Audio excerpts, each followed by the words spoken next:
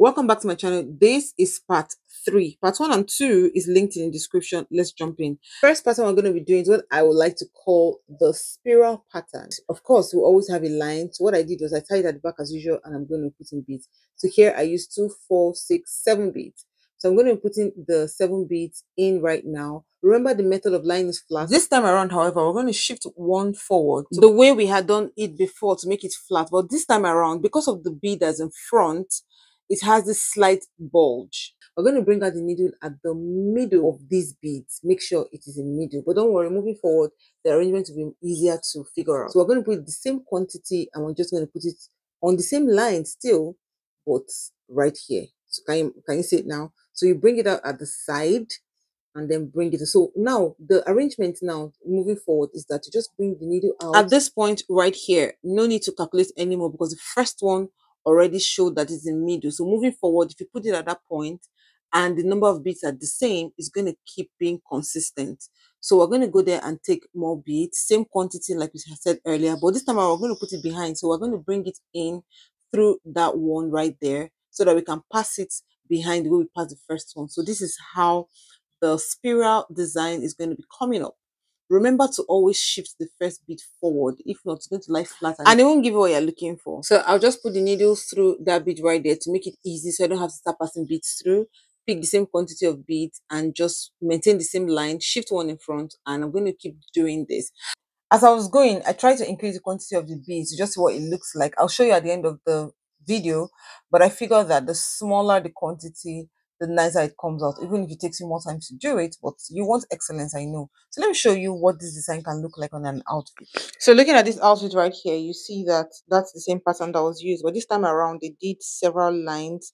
They just put the next one beside it, and that's what it looks like. So you can do it as many times as possible, like we're seeing in the video right here, but this is how the pattern was created. I mentioned earlier that I tried to increase it, so this is it right here, but at the end of the day, this is what it looks like finished. So if you look very closely, you see that the beginning was smaller and then the middle, I made it bigger and it didn't work, so I reverted back to the end. This right here is what it looks like. So let's jump into the next pattern, shall we?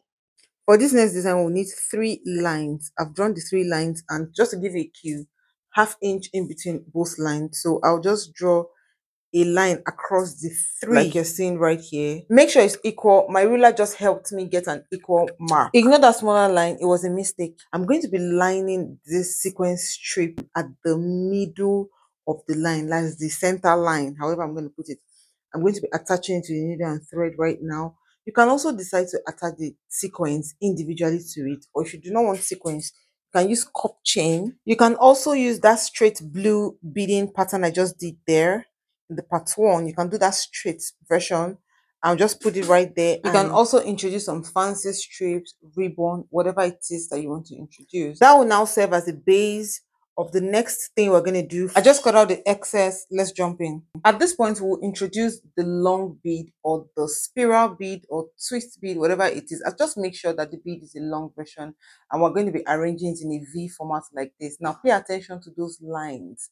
Put it on top of the line and slant it. As you can see, put it on top of the line and make sure it hits the other line, the other outer line. I'll go ahead and put the needle out through the beginning of the line, put the stud in right there, and then put it right there. I'll be sticking my needle into the front, the direct front on the line. Emphasis on the line.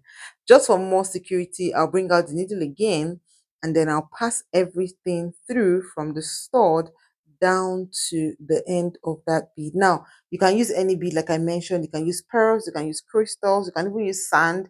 Whatever bead that you feel like using is up to you. You can decide not to even put anything in front, is up to you. So I'm going to be doing that all the way to the other side, and then I'll do that to the end of the line.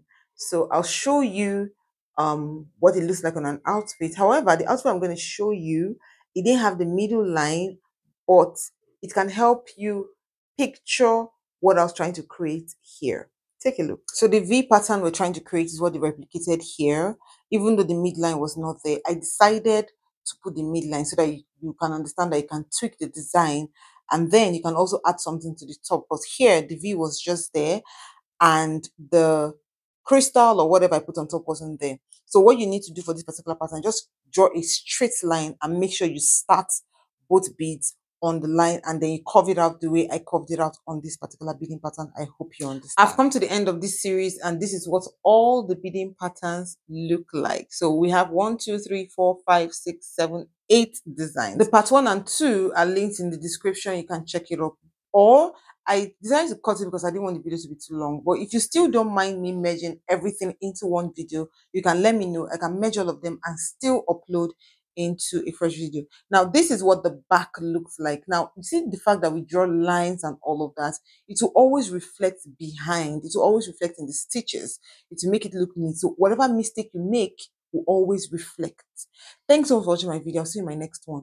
Bye.